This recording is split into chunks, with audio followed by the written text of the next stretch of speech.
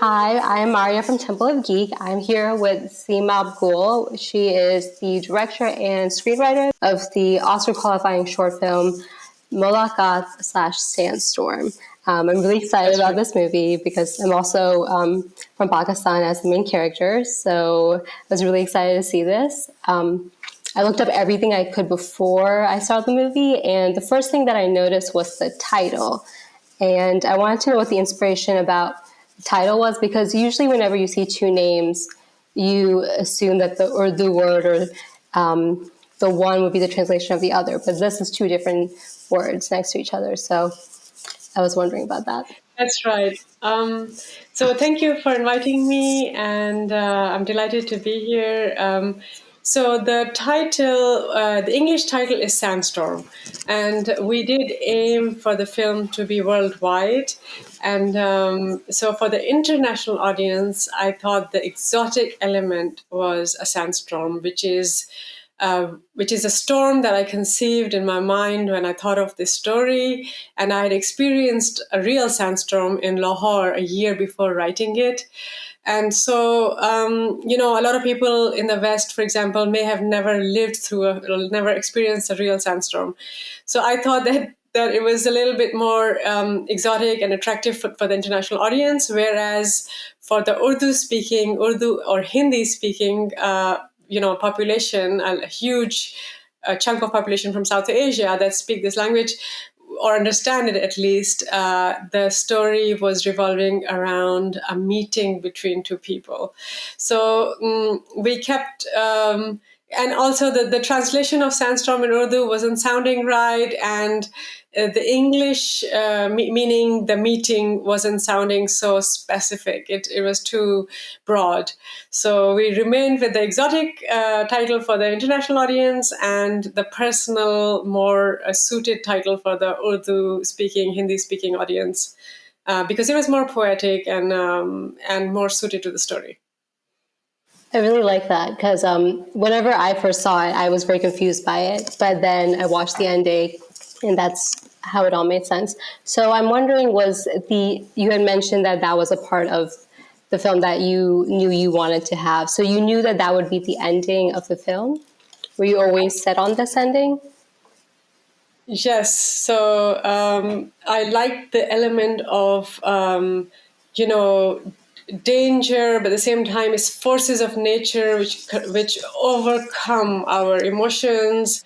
At the same time, there is a haze like a veil, and in the last scene, the girls are protecting themselves from the sand with their veils, but at the same time, there's this layer that the sand creates, but also the veils create to hide behind.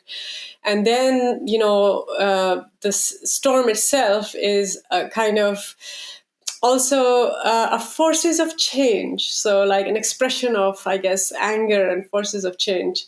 And of course, metaphorically, it's within her. The storm is within her. I didn't get that till now. That is actually gives new meaning to that whole scene. I'm glad you brought up the layers because there are many. For a 20-minute film, there's a lot of messages and themes and layers to this movie. What message would you hope the audience takes away from this film? So the film is about a young girl from Karachi who shares a sensual dance video with a boy she's never met, but she's been chatting to online. And before they even meet, she's having second thoughts, and he kind of starts to blackmail her, more like gaslight her into meeting him. So the message, I guess, if anything, first of all, I'd like my audiences to think of it as a story, more importantly, because this is not really, kind of campaign film per se. But I think in every relationship, in every friendship, whether it's online or offline, I think it's about, the balance of control and how we, especially women and girls, have limited control over our own images, especially once they are in someone else's hands. So, but ultimately, I'd like people to be inspired, young people to be inspired to know the difference and draw the boundary of when they are being gaslit or bullied online or harassed or blackmailed with their images as well. So, yes. That's wonderful. So I know that it's a story also about like feminism in like the patriarchal society and her finding her own freedom as well. And that's why the symbolism of the change of the storm is even more powerful. Was this made for a specific audience? Like, did you have females in mind or just a general audience? What was your demographic that you were hoping to tell the story to? So when I conceived the story, I thought about, kind of dating for like Muslim girls who are experiencing, the kind of online relationships and, with internet kind of access becoming more and more widely accessible. It's these are new opportunities for girls who were perhaps, had many more social constraints in the past. So, although the focus was from the female Muslim perspective, I was kind of pleasantly surprised that it resonates with huge audiences worldwide.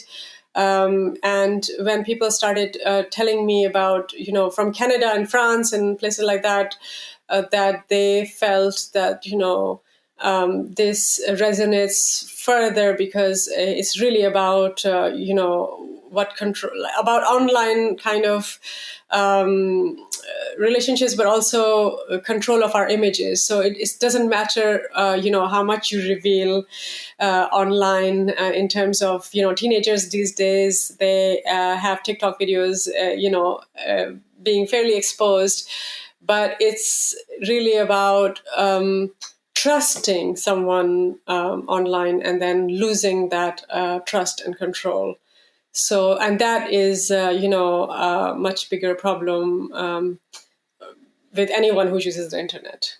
Yeah, I really appreciated how it went from dating and talking to someone to, oh no, my information is out online. Who are you sending it to?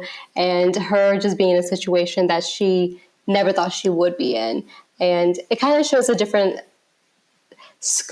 perspective of the whole.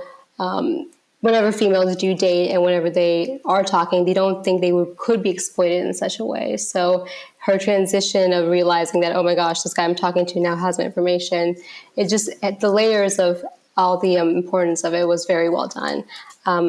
So since you had mentioned an international audience, how did you feel about making a movie about dating in a Muslim country and the possible reception whenever the movie was released from the community and comments about that? So the film has been on the New Yorker for a few months now, and it's available widely around the world, with the exception of a few countries where we're still trying to do a broadcast release. For example, in France, it's going to go on to Canal Plus. What really surprised me when we were doing the auditions was that the many teenage girls who came, they came with their parents and their mothers weren't happy with, they wanted their girls to be actors, but they weren't so comfortable with them dancing in front of the camera or me deciding what exactly they will wear. And that really stayed with me, that it's actually a real taboo in Pakistani culture for sure. And Parise's mom, my lead actor, her mom, is very understanding and fairly modern, educated. And she understood, she's like, Seemab, I understand your feminist perspective, but we live in a unforgiving society. So which really means like, their reputations of these girls, if they are seen dancing provocatively in a film or online, it is still is frowned upon and considered kind of contentious. So did I answer your question regarding international? Yeah, that was actually what I was wondering about, specifically like the taboo of dating in a Muslim culture, how it is to talk about it or make a movie about it. I know that as a Pakistani Muslim female as well, like it's something that I find hard to talk about in social spaces. So as a female director, a Yeah. female Muslim Pakistani director, why was it so important for you to follow through with this message? Why was the story still so important to tell despite all the taboos and all the possible, like, not animosity, Sure. but, a foreboding with it? In the story, in the film, it's only a 20-minute short film. So in the film, it's not even, I haven't addressed, for example, that Pakistani girls, many of them, majority of them, don't really date before marriage. Their partners are found by their parents or aunties, and what would happen to Zara, this particular girl, our protagonist in this story. What would happen to her if her dad found out? I showed a little bit of the dad. He's a little bit strict, a little bit kind of in his own world, but at the same time, I didn't want to, spell out every single thing for the international audience. I wanted it to be a modern city girl story. And even in that modern space, there's still many kind of taboos and limitations of what's allowed. So although I didn't touch upon exactly what girls are allowed to do or what this girl is allowed to do, I stayed close to that element of internal kind of struggle and dilemma for Zara, the protagonist, and what that all the doors close in on her. So her teacher doesn't understand, her own friends don't support her. Her mother is in her own world, and dad would not be pleased if this video was to leak. So she has many kind of constraints, and that's what she's up against. Were you nervous about the reception or what the Muslim community or audiences would be saying with the movie? The film has only played in two private festivals. It's called Art Divi Festival in Lahore and Islamabad. So I've not really had, let's say, a very wide kind of Muslim exposure per se. Like we haven't had any particular festivals around the world which are public and open. So my only kind of reference is New York Times, which has about 20,000 views, and some of the comments that people left, they were very positive. And I hope that ultimately people in the Muslim world will see it as modernity. We cannot, internet is already there. All kinds of material, including porn, already exists on the internet, and we can't really, completely avoid the modern world. And therefore, it is, an open dialogue to embracing the future and how we communicate via the internet. I completely agree. I also appreciate the fact that it's not even throwing that, like, oh, she was doing a scandalous dance or dating as like the forefront. It's more about her navigating those factors and what that means for her safety and like freedom. So it has more to do with like her autonomy than it does the actual like the ability for a female to dance and to date. It's funny that you mentioned that like in the 20-minute film, you couldn't breach all the aspects of like could her parents find out and such. But whenever I was watching it, I was very nervous throughout the whole time because I was scared her parents would find out, and I was nervous about her meeting. So what was the mood or tone that you were trying to set for during the film, and then for the after the film? Yeah, so I think we intentionally build up the suspense in terms of her anxiety of what could happen if this video leaks, and what could happen with this, the mystery around this new friendship, and how she kind of loses control very slowly over her own kind of images, and then he gently starts to ask her for more images and more things, and she, let's just say, goes along with it for a little while, until she finds some kind of strength and some kind of agency. And I also, wanted to explore simple things like desire, like female desire, and the need to, socialize and even to date, the curiosity, and we can't pretend it doesn't happen. It happens in every town, village, regardless of how conservative it is. So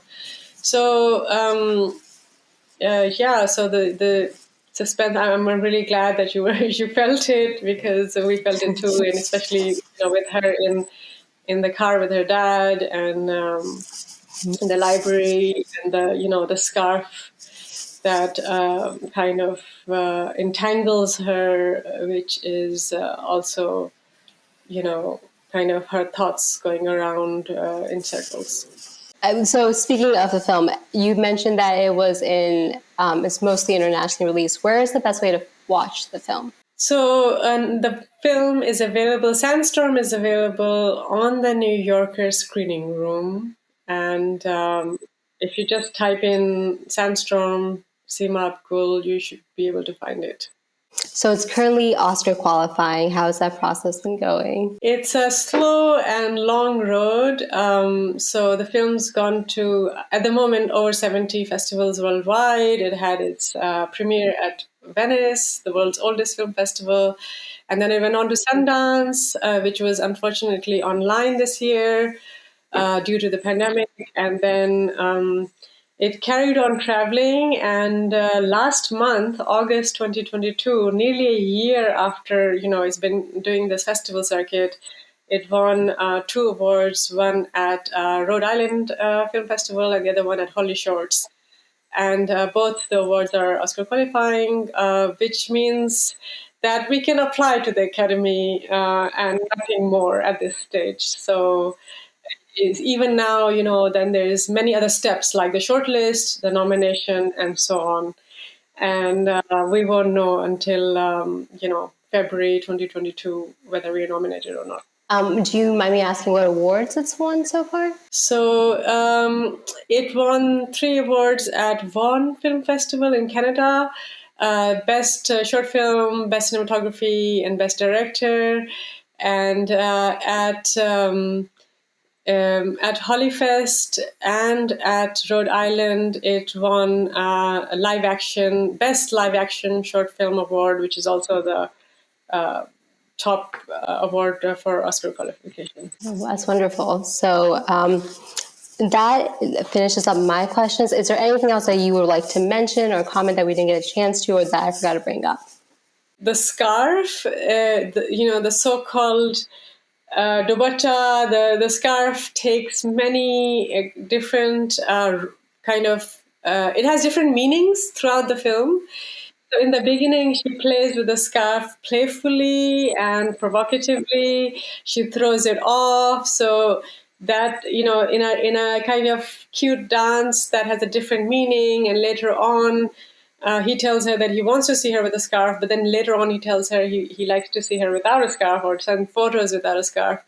And then at the very end, the scarf becomes the hijab, where not only is it, the teacher also bullies her for not wearing it properly, and then it changes shape into the hijab, where it's not necessarily a negative thing, because it gives her power in a strange way, and the veil itself protects her. So I liked playing with this element of many meanings this fabric can have in terms of how we wear it, and how it's seen and how it's projected and its meaning. And at the very end, in the rickshaw shot, it falls off her shoulders. So I feel like it's symbolism from her journey too, and how she views herself, how she views like the external factors around her, how she's probably dealing with the culture and the religion and the guys she's seeing, and then what she needs to do for herself. Sure, like coming of age, and especially for Muslim girls, like they go through a stage in their teenage years where we consider, is this the right thing for us? Should we be wearing it? And but then it could even have, it becomes at one point like a snake around her neck, but it could also have positive, protective kind of, role. So it's really, I kind of, I didn't realize until the film was made how many meanings a scarf can have. Yeah, same. I mean, I watched it and picked up on like the moments, like especially with the teacher bringing up how she was wearing the scarf. But I didn't, and I noticed at the end how she wore it. But I didn't think about like how it was like a transformation throughout. So that's really it's really clever the way they did that. You did that. So that concludes my questions and our interview. Thank you again for meeting with me. The movie is called Mulaqat and Sandstorm. You can see it at the New York Times site, I believe you said. It's currently New York Times screening room. perfect. And it's currently Oscar qualifying because it's won 2 awards. Sandstorm has won the grand prize for Best Live Action Short at Rhode Island Film Festival and the Best Live Action Short prize at HollyShorts. Both are Oscar qualifying festivals. That's so exciting. And so hopefully we'll find out if it's nominated in February-ish. Thank you again for meeting with me. It was awesome talking to you. Thank you.